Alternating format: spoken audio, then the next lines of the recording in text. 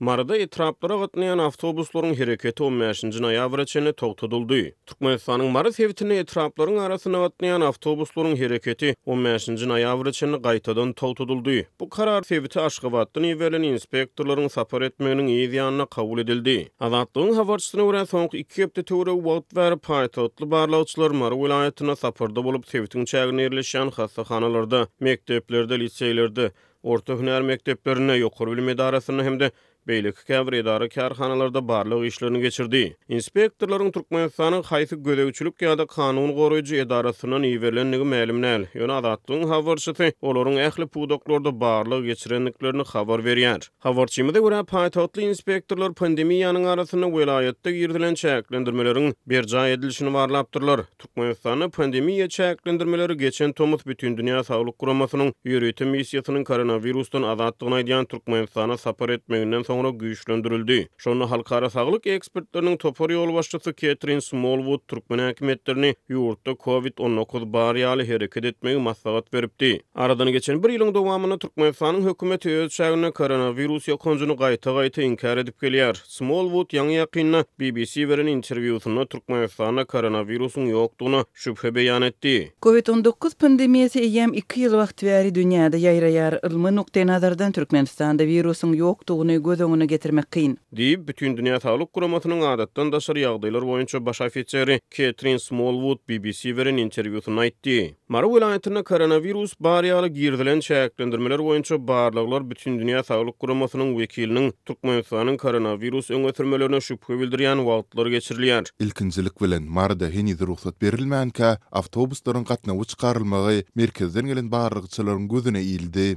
Barlyklaryň dowamında awtobus we marşrutka gatnawlarynyň gaýtadan ýatyrylmalydygy aýdyldy. Diýip ýagdaýdan habarly Çeşme Azatlyk radiosynyň habarçysyna gurrun berdi. Munyň ýa-da etraplara gatnayan awtobuslaryň hereketi 15-nji noýabra çenli gaýtadan togtadyldy. Şeýle-de habarçymyzyň maglumatlaryna görä Türkmenistanyň beýleki sewtlerine supermarketleriň işine ruhsat berilýän mahaly Marada marketleriň işine resmi taýdan ruhsat berilmändir. Vilayat boýunça diňe 200 orunly goşa gumry restoranynda toý tutmaga ruhsat berildi.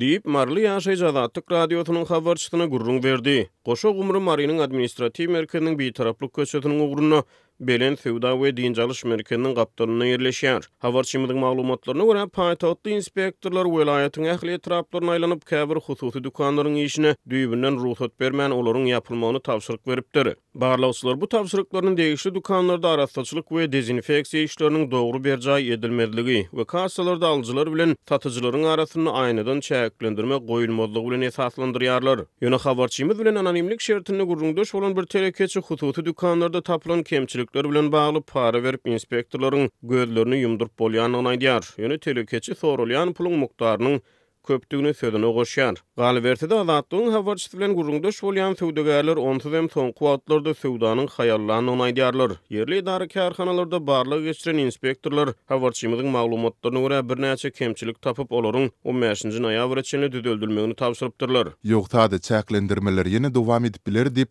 yerli häkimete duýdurş berip gitdiler.